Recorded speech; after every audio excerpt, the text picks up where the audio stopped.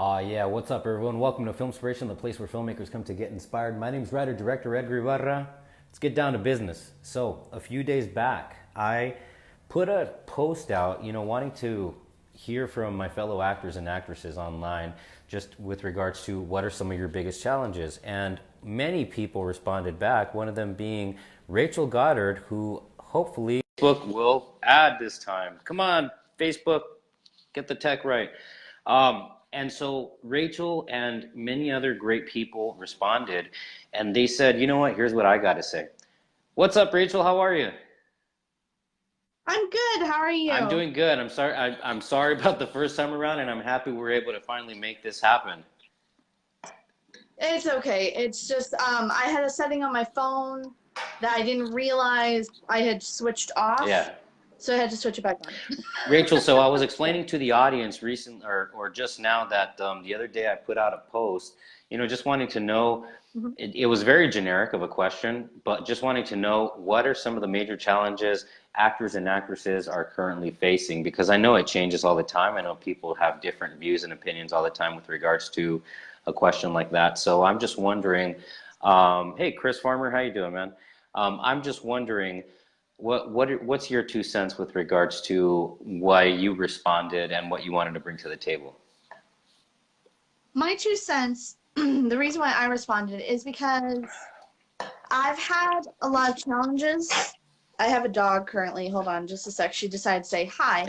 I have a lot of challenges as an actress because since I'm a bigger woman Hmm. and I usually don't really get cast as any main roles, Hmm. which is starting to change slowly. But I just think it's a little messed up that the bigger actresses don't get as much opportunity as the ones that are smaller. It just doesn't really make sense to me. Just because I'm bigger doesn't gauge my talent level Yeah. or anybody that's Do bigger like me do talent you level. do So you feel that people kind of come at you with their preconceived notions of maybe pigeonholing you automatically or by default based upon yeah, your physical stature and whatnot, as opposed to your traditional Barbie doll type of girl out there? yes, I do feel that they pigeonhole me, and I know it's mostly society, but you can always break away from society's like, you should cast like a Barbie doll or something like that. No offense to the, skinny one. No offense to girls who are thinner. Hmm. Like I have nothing against them. I don't. It's just to casting directors out there and to like people out there who automatically see a bigger woman. They're like, oh, well, we can put her as an extra, or we can put her as like the fat best friend or something Yeah. like that. That's really detrimental. We're living in 2019, guys. We're not living Yeah. in the 90s anymore. So, and the funny thing is, yes, while I am bigger, Hmm. I'm also physically, I can lift things that most girls my size can't. So Yeah. I have physical strength, and I've been nicknamed being what was the Lady Hulk by one of my friends. So what I'm saying, so the She-Hulk. There we Yeah. go. I was like, yeah. So it's like I have nothing against girls that are thinner than me, and pretty much my whole life I've wanted to be thinner, but Hello, Rachel. Oh, okay. yeah, Oh, I'm your here. your signal was It cutting just out. There you go. it keeps. Hey, Sean, how you doing, man? Hello. Rachel, why don't you try to go stand by the door where you had all that sunlight on you? Maybe you'll get a better signal Okay. from over there. And in the meantime, Okay. let me kind of toss out another thing, to dovetail off of what you were talking about, Rachel. Basically, Okay. um, with regards to actresses, like, and we had touched upon this before, with regards to actresses like Viola Davis, or maybe the actress from This Is Us, or also the actress, and I forgot her name. I'm bad with names, but the actress There's of Addie Bryant too. There's Addie Bryant as well. with She's a regards to these actresses, that are of a bigger structure, obviously bigger Hmm. girls, but they're still landing these roles. Do you feel that that's changing now at Yeah. obviously the Hollywood level, and then of course maybe in the grassroots level? Like what's your analysis when you see things like this? So sorry. Hey, My dog just, she was going to go outside the gate. Emily, come here. I'm so sorry. My dog acts up. Come here. Come here. Oh my God. hey, Sean, drive safe, man. um, Drive safe, Sean. so I think at the Hollywood level, Mm-hmm. it is changing. Mm-hmm. And it's a good thing that it's changing, but it's not changing quickly enough. Mm-hmm. Because there's a lot of actresses out there that still aren't getting the parts they deserve despite their talents, which I think is a little messed up. Mm-hmm. Because I mean, I've read about a lot of different actresses who got beat up by, thinner girls, and the film didn't do near as well as it would have with, a bigger girl, because people want to see themselves in these films. Mm-hmm. So it's just diversity is a very big thing. So I don't know. It's just a little. It's getting better, but it's still bad. If you get my drift. Yeah. Now, Rachel, another question that I have is it's another I'm topic sorry, that we recently touched she was on. gonna take a stroll. I see that your signals. I see that your signal's breaking out a little bit, Rachel, but it seems to be holding right now. Another question that I have, Rachel, Yeah. is with regards to, and we've touched upon this before, when you're not seeing the roles that you are seeing out there, you are basically a writer as well, correct? Yes. Okay, so when you're not Emily. seeing the roles that you want to see, are you are you basically open to uh, are you basically open to like writing your own scenes and creating your own opportunities if and when necessary when you are not Yes. seeing the roles? Yes, I am. I'm actually working on something called Antimetheus. I remember I told you about that. Mm-hmm. With Paul. Mm-hmm. He and I are working on first the story to publish it, and then the script. And that sort of takes more of, how do I put it? It's like me being bigger Mm-hmm. is a good thing. Yeah. The 20s were embrace the. Hello, Rachel. I think. I'm still. I just have a bunch of pinging going on because there's a lot of people watching the broadcast apparently. So, it's always a good thing, and especially in the 20s. The 20s, curvy figures were looked at as someone who was rich and who could afford that kind of lifestyle. And with my character, it's a really good thing too, because and there's another one that I want to do that I did some research for and I'm still trying to write, and that one is more about it's basically kind of a ghost, like a zombie slash. Rachel, really Rachel, but what is your 2 cents with actors who are also writers who maybe when you're not seeing the opportunities that you would like to see out there? And we got a question from Sean Barubi that I'll go ahead and put out there. But yeah, so what's your 2 cents with regards to when, as an actress, you're not seeing the opportunities that you would like to see out there? Is that maybe just because my 2 cents, as we had discussed before, is maybe that's a big sign from the universe that maybe it's time to write the thing that you want to see for yourself to be in, correct? Exactly. You should definitely, if you don't see the parts that you want coming in, then just make them. Because if you don't make them, then the opportunity may not ever come. So just make them and, play the part that you want to play, and then people are going to see and be like, oh, she can actually play that role, or he can actually play that role. So yeah, definitely go for it. As opposed to waiting around, right, and just kind of hoping that somebody writes the thing that's in your head. Why not just kind of develop it yourself, correct? Exactly. Yes. Rachel, so we got a question from Sean Barubi. Sean's question is, Rachel, what's your typecast? Okay, my typecast a lot of the time is the girl next door or the mom, which is a little irritating because I don't even have a kid.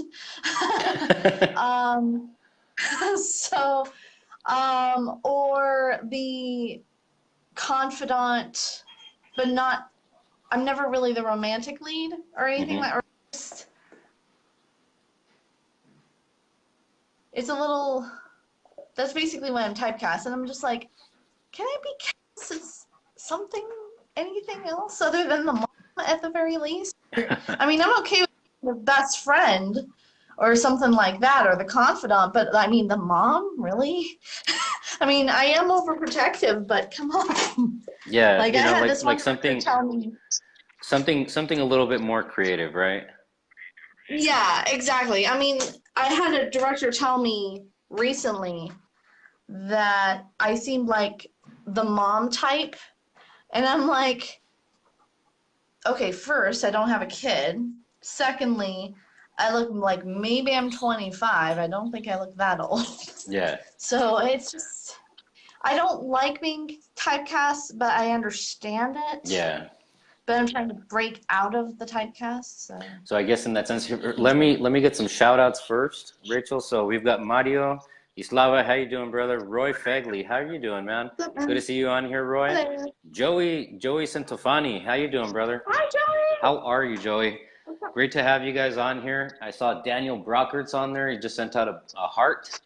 Um, Rachel, Hi, Daniel. so with regards to you had said something recently just now that that kind of resonates with regards to the roles that you get versus the roles that you want. And Mhm. is this kind of also a push and pull of, okay, maybe you've got to play all these roles sometimes to get the exposure because you kind of have to lay the groundwork and the foundation for yourself as an actress, but there are also the roles that you want that you eventually want to gravitate toward and start working on right there. So, and I asked an actor one time in Los Angeles who was on one of the CSI shows.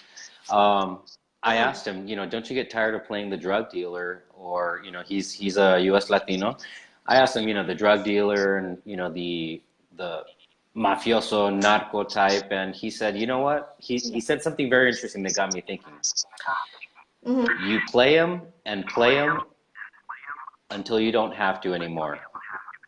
Yes. So, what Yeah. can you add to that? I do agree with that. You play them and you play them, you get the exposure, you get people to recognize you, and you continue to play them until you have enough exposure to where, hey, why don't we try to cast this guy or girl in, sorry, cast the guy or girl Hmm. in like something apart from this. Hmm. And when that opportunity comes, awesome. But until then, you kind of have to pay your dues, I Yeah. guess is the right word for it. So while I understand, while it stinks a lot of the time to be cast as, the fat friend or the mom or the confidant or whatever, Yeah. it's exposure. It's letting people know, hey, this woman can act. Why don't we, and eventually I know that I'll end up getting larger roles Mm. that are more juicy and more thought provoking. But for now, just playing those roles are fine. I don't mind it. It's just a little frustrating to get set in that because I'm a big go person. Hmm. So I like things to go faster than they do. So it's just, I mean, I agree with the gentleman that you spoke with. Yeah. Definitely. I, It and, does and get tiring, but yeah. and again, just the way that he stated it really got me to think about it from an actor's perspective. Again, I'm not an actor, but he said you play him and you play him until you don't have to. Until, like, I guess you get to a point where you're just in that much in demand that give Hmm. yourself the option of not stepping into or stepping away from those roles. Here's another. Hmm. Let me throw a name out there who's also kind of breaking ground within the topic that you're talking about. Rebel Wilson. Yes. I, Yes. I She think is my hero. I love her so much. I love her so much. I think she's so cool. I want to be the next. She's Australian. I want to be Oh, okay. Rebel Wilson in American terms.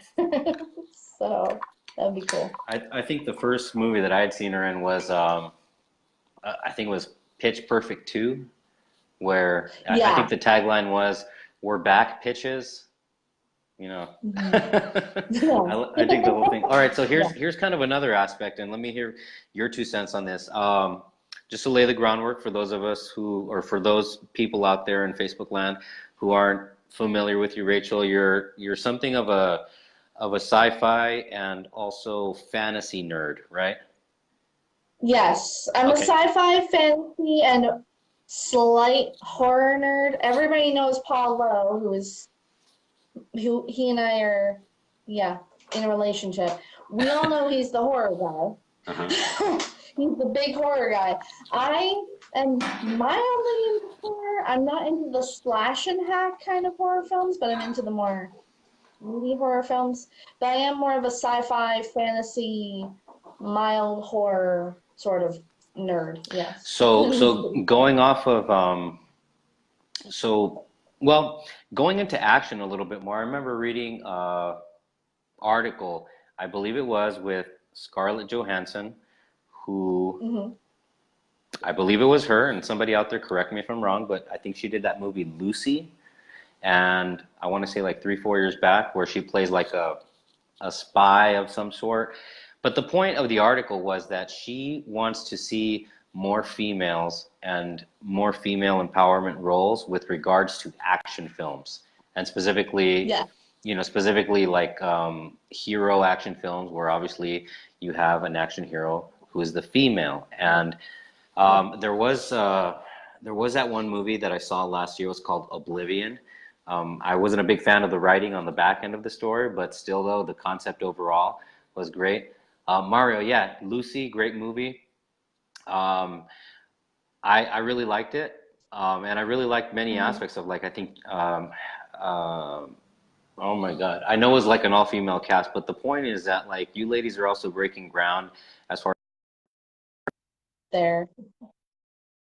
Okay, there you go. My phone just There we told me go. like, hey, you're running out of data. Um, Basically, you ladies are breaking ground now on what's Yeah. up, Esther? You ladies are breaking ground on being action stars too.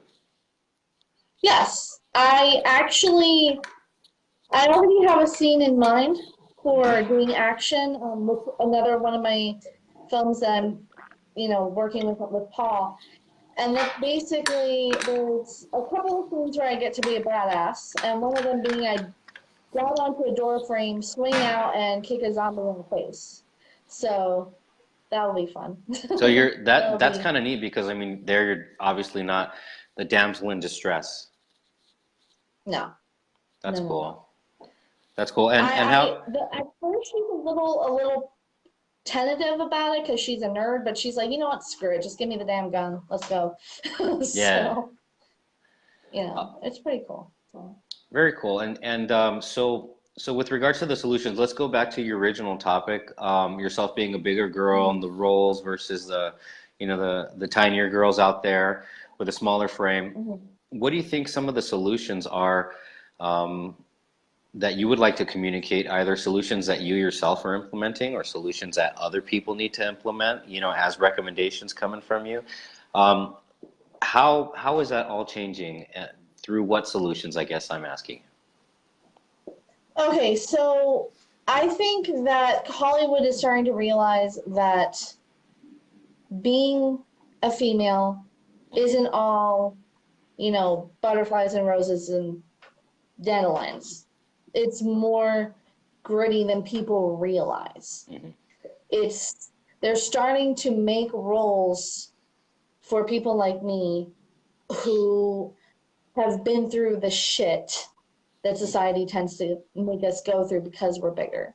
Yeah. So it's changing in a very good way, but I think there's still a lot of work to be done on a lot of people's parts, not just, directors and filmmakers, but for the actors as well, because even while I'm bigger, Mm-hmm. I've seen a lot of people treat overweight people, even on sets, really, really badly. And I think that's kind of bullshit, and nobody says or does anything about it. Is And I it kind don't of like think that's the right. taboo thing that's not talked about? Yeah, it is. And I'm not afraid to speak out about something like that, because I've seen that happen where the bigger girl that's in the cast, whether she be an extra or a lead or whatever, they get pushed aside, Mm-hmm. like they don't matter. And it feels like the production, feels like the production team and just everyone in general snub that person. And I think Mm-hmm. that's just really stupid, because we're all working as a team Yeah. to make a film, to make something come to life. So Have why are we snubbing someone? I has just there been don't. a situation, Rachel, where you have had to speak up on set and say like, hey, like don't ignore me, like I'm right here, don't snub me? Fortunately, not yet. But I've been close to having that happen, Mm-hmm. and I've heard people talk about that happening, and it's not right. It's kind of it really makes you not want to be on a set, just because it hurts when you get snubbed. It hurts when you get ignored. I don't think it's necessary. And I think the people who do that have a real pretentious mindset, if that makes any sense. Yeah, So, it doesn't, and I think people have to, like you said, people have to speak and then up, it but at the decided to same be a time, people, or I'm sorry, what was that, Rachel? I had a phone call come in, and it was like a scam. So I'm like, yeah, no, I don't think Oh, so. I think people have to speak up and set that standard for other people to realize like, oh, hey, I can't treat bigger people this way and I can't snub them. And then on top of that, the more speaking up with any issue, the more people are faced with the notion of having to probably confront and deal with the topic that's being brought to the forefront. Uh, Mhm. and the more things could potentially change, or maybe that's how change starts. But it doesn't start through silence, I can tell you that. So awesome, No, awesome for you no. for speaking up. And we've got a question. Hey Valerie, Yes. we've got a question from Hi. Mr. Joey Santofani. Joey said, well, oh no, it's Yes. more of a statement. He says Joey. So Joey's a Star Trek fan. He says Star Trek Discovery's final episode had several female actresses who had heroic roles. Joey, I think that goes back to Awesome. the bigger picture of, yeah, that's changing, and maybe it wasn't the case obviously in the, I can't speak for the 70s. I wasn't around the 80s. I barely remember. I was in 0 through Yeah. 10 years old, but yeah, maybe that just kind of goes back to that whole notion of yeah, that's changing slowly bit by bit. I mean, we saw what Ghostbusters did with the full female cast. I had some issues Yes. with the writing, but I think Who the didn't, yeah, honestly? and It like that, it was I for me it was more the was writing. cool, though. It was cool to see It that. was it was To it was neat to see. see overall. Like I liked the film overall. It was just like some of the writing and whatnot. But I feel, here's my 2 cents on it. I feel that maybe in the writing the writing got the actors or the actresses to try too much or too hard to be what they're naturally good at, which was they're naturally all funny already, and that's just my Yeah. 2 cents on that. Yeah. But I think the writing just Yeah. kind of overexerted them, but still a very cool notion to see, in my opinion. Um, I was gonna say something, Rachel. I was gonna say something else, and I totally forgot. I lost my train of thought. Um, Uh-oh.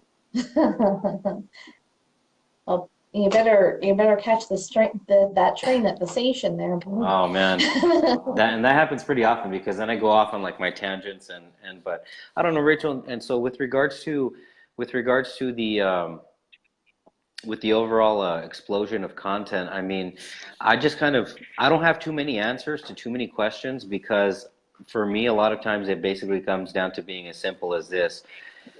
When, at least to this topic of content creation, when you're not seeing the roles that you want to see out there for you or for other people, maybe it's the universe's or God's big hint that maybe it's time to write the stuff that you want to see. Maybe it's time to, sit down and bang out that short film or that feature film yourself. And if you don't know how to do that, YouTube videos can teach you all kinds of tricks to writing.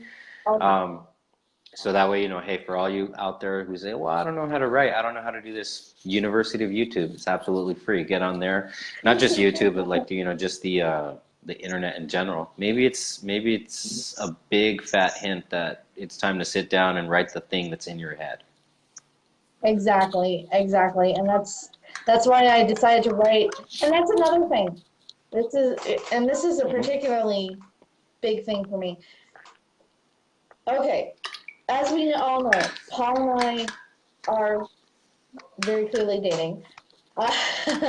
And there aren't enough roles for people of different ethnic backgrounds, especially Asians. Yep. A lot of people automatically think as soon as they see an Asian person, that person's gonna know like some kind of martial arts. Paul doesn't do that. Yeah. So it's the funniest. It's kind of funny and kind of, excuse my language, kind of crappy that the poor guy and anyone who's of a different ethnic background, they get, again, pigeonholed into part that they know nothing about. So like he's like telling me, it's like, why can't I just like play a normal guy, like an Asian, it doesn't matter, I'm Asian, just a normal dude, so it's a little rough. And another thing that I've noticed is that a lot of them end up dying in the most brutal ways possible. Yeah. It doesn't matter what ethnic background they're from, they die. If they're a different ethnic other than Caucasian, they die in the most brutal fashion ever. And I think that's a little stupid and a little racist, to be honest, but I don't know. I think that's a great pattern recognition that you just pointed out right there, because people, we have heard that about films like, the black friend always dies first in the movies, or and so we've heard that pattern recognition, but it continues to be something to comment on because it probably continues to be there. Let me give a very quick shout out to Mr. Craig Phones. Craig, thank you so much for tuning in, man. We really appreciate it. So what I can add to that is basically, as a U.S. Latino, I can say, okay, you guys, for all of you who know me, right? I speak both English, I speak both Spanish. There's this duality and complexity, just as with all human beings. It's not just black and white and that's it, and that simple and that clear cut. There's a lot of complexities to the tapestry of who a person is. In the case of Paul, in the case of myself, in the case of everybody, there's a lot of complexities that are there, but they're usually whittled down or streamlined into one notion. And my 2 cents to Paul, my 2 cents to anybody else out there, a person of color, especially if you're trying to have some media representation, if you're the writer, the director, the actress, the actor, my 2 cents there is, hey, write the thing that you want to communicate. If you want to communicate that there's so much, in Paul's case, for example, in my case, for example, if you want to communicate that there is so much more to you that you can offer as a human being, that there is so much more of a duality and a complex mixture of, character and thoughts and the experiences that you've had, then it's probably time to write your own thing. That way you give the exposure to those notions. And I definitely have.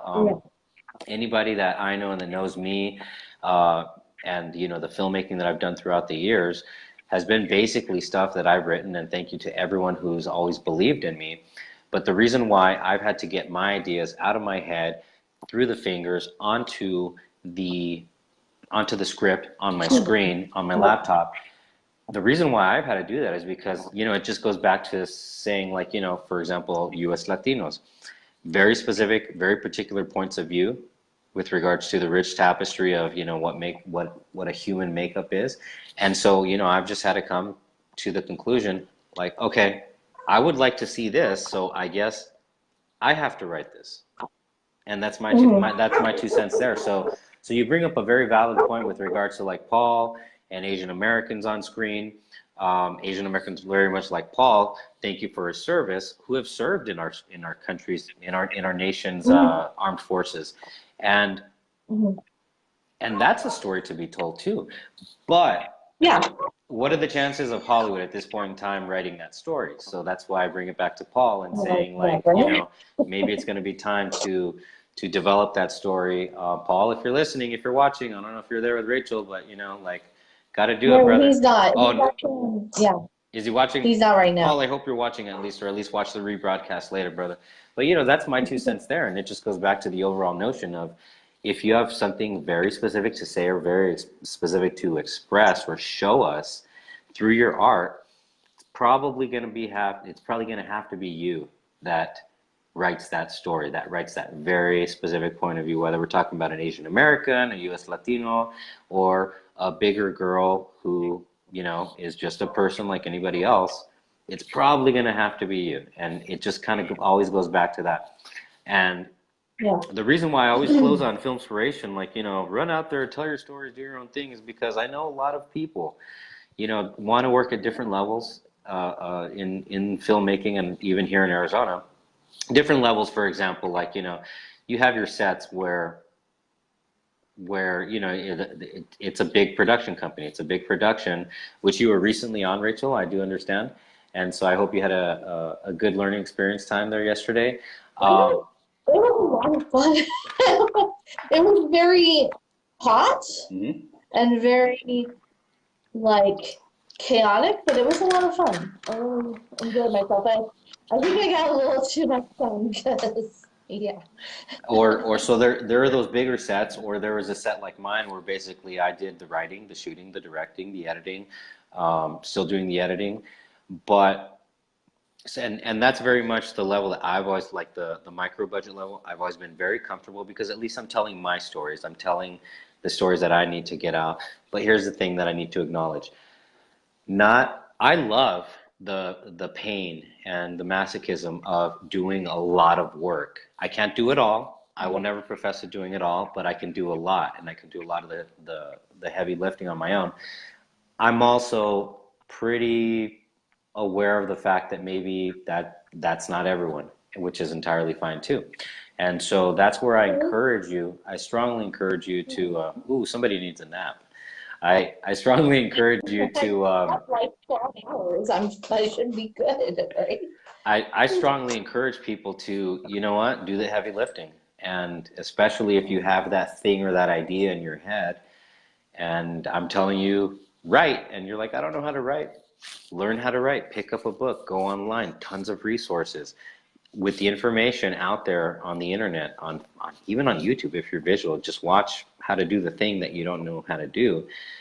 Teach yourself and learn how to do the things that you need to do in order to make or have the ability to tell the stories that you need to tell.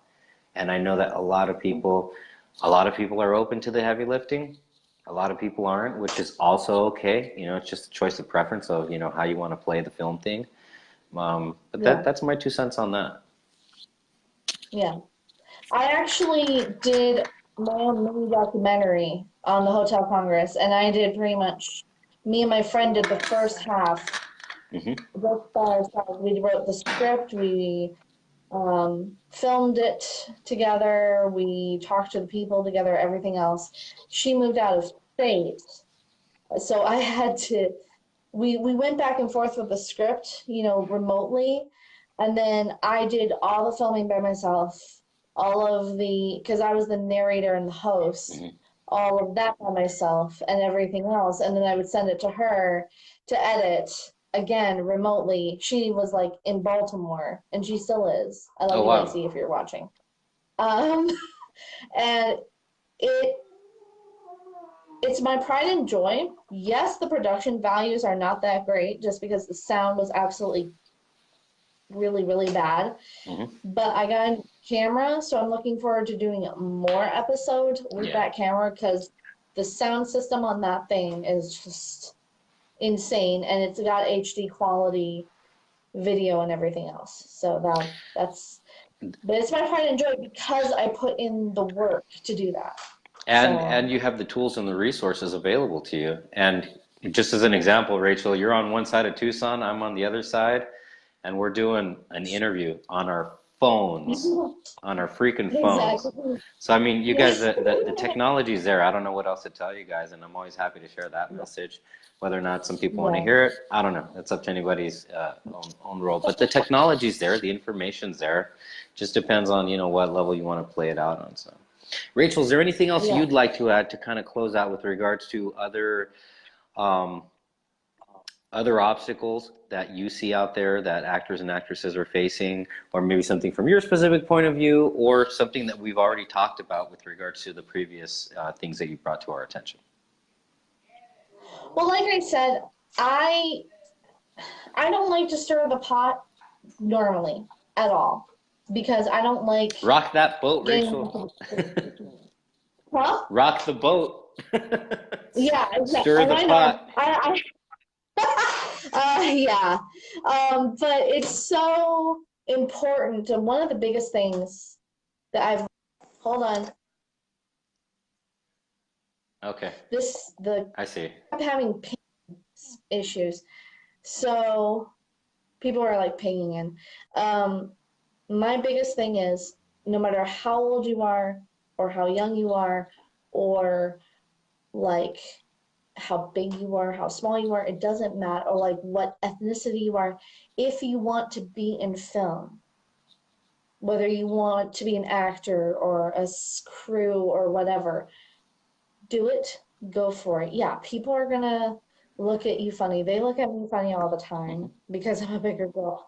But the more that you do stuff in film industry, whether it be in crew or in cast, the more exposure you have to that world and the more connections you will end up making.